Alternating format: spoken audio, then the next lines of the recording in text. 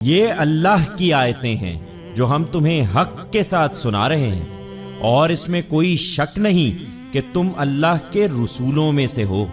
بنی اسرائیل بھی اس بات کو جانتے ہیں، لیکن مانتے اس لیے نہیں کہ یہ جو رسول ہیں ہم نے ان میں سے ایک کو دوسرے پر فضیلت دی، اس طرح کہ ان میں سے کسی سے اللہ خود ہم کلام ہوا اور کسی کے درجے اس نے بعض دوسری حیثیتوں سے بلند کیے، اور آخر میں مریم کے بیٹے عیسیٰ کو ہم نے نہایت واضح نشانیاں دیں اور روح القدس سے اس کی تائید کی۔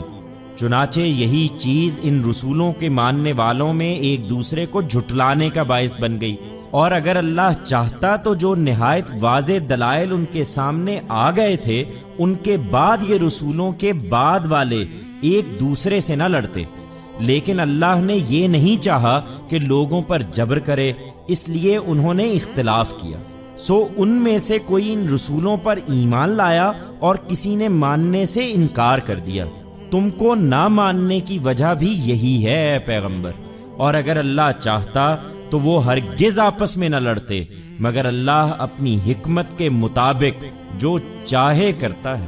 ایمان والو، تم انہیں ان کے حال پر چھوڑو، اور جو کچھ ہم نے تمہیں دیا ہے اس میں سے اللہ کی راہ میں اس دن کے آنے سے پہلے خرچ کر لو جس میں نہ خرید و فروخت ہوگی، نہ کسی کی دوستی کام آئے گی، اور نہ کوئی سفارش نفع دے گی۔ اور حقیقت یہ ہے کہ اس دن کے منکر ہی اپنی جان پر ظلم ڈھانے والے ہیں۔ اس دن معاملہ صرف اللہ سے ہوگا، اللہ جس کے سوا کوئی الہ نہیں، زندہ اور سب کو قائم رکھنے والا، نہ اس کو اونگ لاحق ہوتی ہے نہ نیند۔ زمین اور آسمانوں میں جو کچھ ہے سب اسی کا ہے۔ کون ہے جو اس کی اجازت کے بغیر اس کے حضور میں کسی کی سفارش کرے؟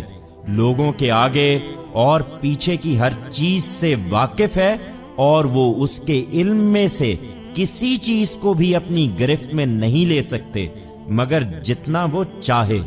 اس کی بادشاہی زمین اور آسمانوں پر چھائی ہوئی ہے، اور ان کی حفاظت اس پر ذرا بھی گرا نہیں ہوتی، اور وہ بلند ہے، بڑی عظمت والا ہے۔ یہ جو رویہ چاہیں اختیار کریں، دین کے معاملے میں اللہ کی طرف سے کوئی جبر نہیں ہے۔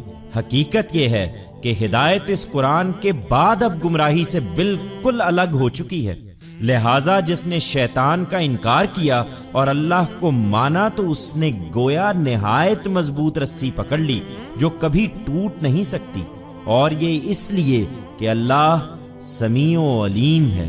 یہ ہدایت پانا چاہیں تو اللہ ماننے والوں کا مددگار ہے، وہ انہیں اندھیروں سے روشنی کی طرف نکال لے جاتا ہے۔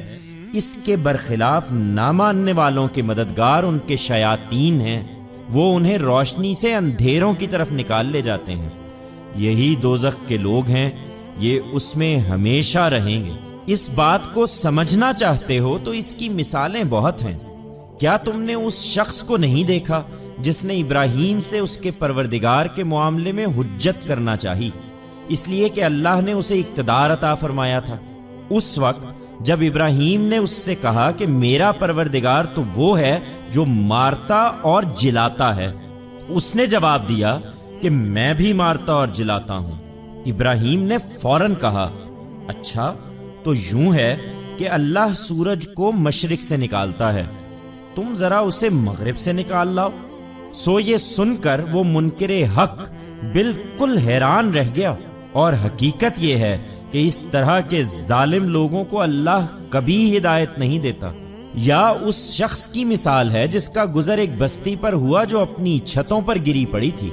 اس نے حیرت سے کہا، اس کے اس طرح فنا ہو جانے کے بعد اللہ اسے کس طرح دوبارہ زندہ کرے گا؟ اس پر اللہ نے اسے 100 سال کی موت دی، پھر اس کو اٹھایا اور پوچھا، کتنی مدت پڑے رہے؟ اس نے جواب دیا، 1 دن یا اس سے کچھ کم رہا ہوں گا۔ فرمایا، نہیں بلکہ 100 سال اسی حالت میں تم پر گزر گئے، اب ذرا اپنے کھانے اور پینے کی چیزوں کو دیکھو، ان میں سے کوئی چیز سڑی نہیں۔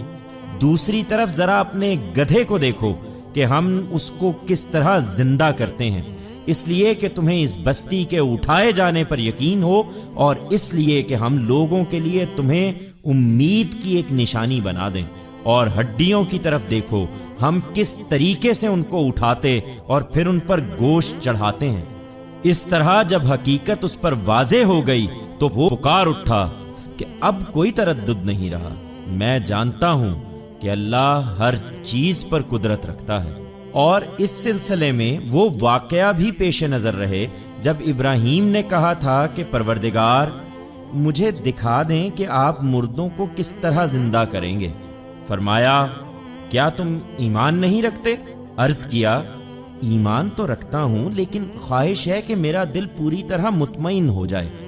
فرمایا اچھا تو 4 پرندے لو، پھر ان کو اپنے ساتھ ہلا لو، پھر ان کو ذبح کر کے ہر پہاڑی پر ان میں سے ایک ایک کو رکھ دو، پھر انہیں پکارو، وہ زندہ ہو کر دوڑتے ہوئے تمہارے پاس آ جائیں گے۔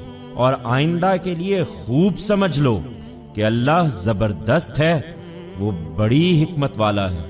ہدایت و ضلالت کے معاملے میں اللہ کا طریقہ یہی ہے، اس لیے یہ نہیں مانتے تو انہیں چھوڑو، اور تم اچھی طرح سمجھ لو کہ اللہ کی راہ میں اپنے مال خرچ کرنے والوں کے اس عمل کی مثال اس دانے کی ہے جس سے 7 بالی نکلیں، اس طرح کہ ہر بال میں 100 دانے ہوں۔ اللہ اپنی حکمت کے مطابق جس کے لیے چاہتا ہے اسی طرح بڑھا دیتا ہے، اور حقیقت یہ ہے کہ اللہ بڑی وسعت والا ہے، وہ ہر چیز سے واقف ہے۔